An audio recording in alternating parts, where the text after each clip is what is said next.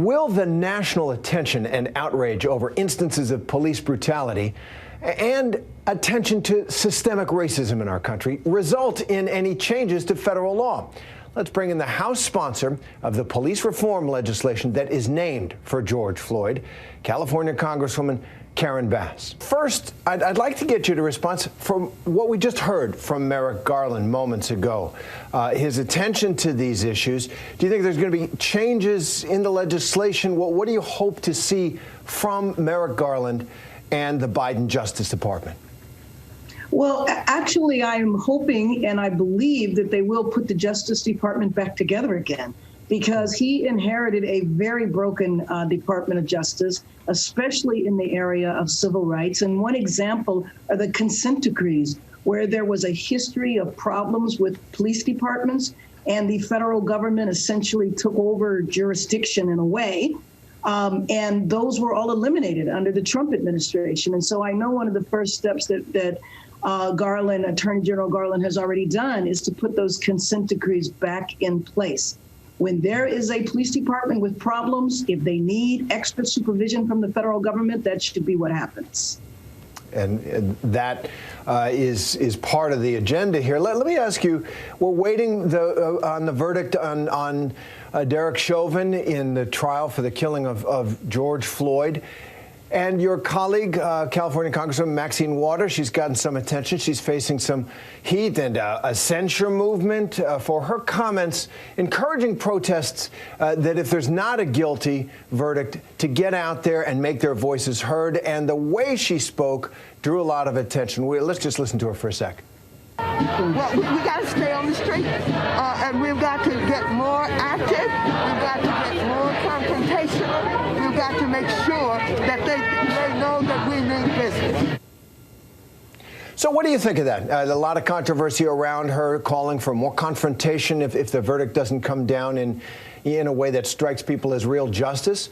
Well, what do you think protesters should do if Chauvin is found not guilty or guilty on a much lesser charge?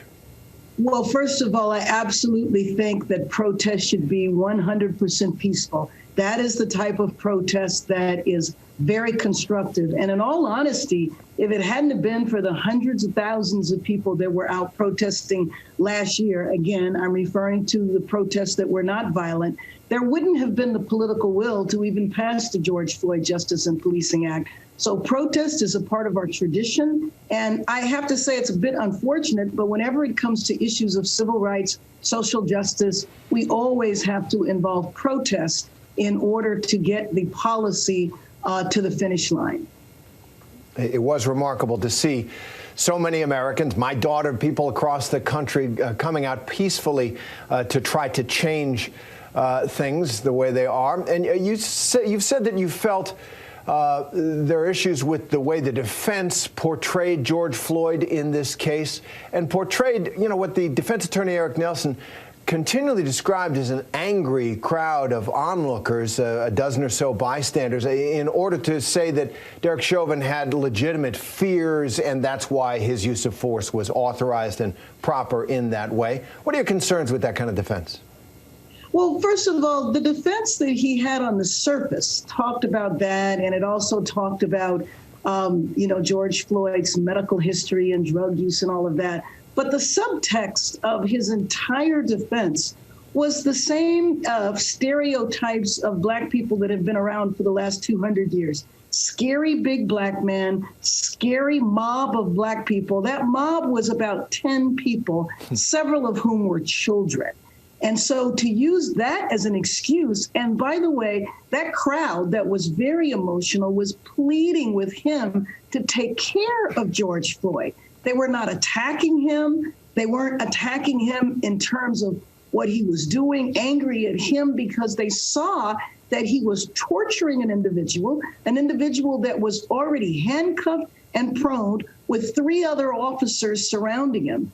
And so it was just the stereotypes, the tropes that have been talked about with Black people since I don't know when. And also, the only thing he didn't say was that the quote unquote mob was a gang.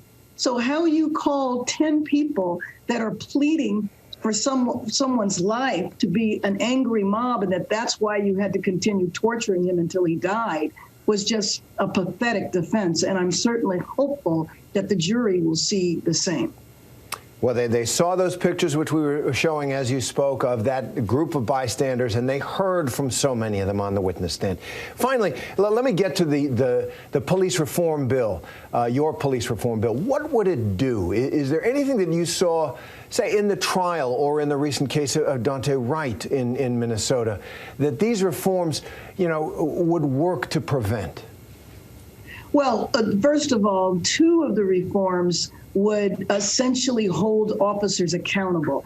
And so the fact that you can't sue an officer, the fact that the standard to prosecute an officer is so high, those are two of the main reasons why we continue to see this type of violence in our communities. And then we also talk about raising the standards for policing. So the fact that we have 18,000 police departments around the country and no national standards, which is why a chokehold is okay in one area and not in another. So the reforms that I do believe we will get on President Biden's desk are essential, because we just can't keep seeing videotape after videotape of Black men and women or Latino men and women who are killed at the hands of police. All right, Congresswoman Karen Bass, thank you very much and good luck. Thanks for being with us. Thank you.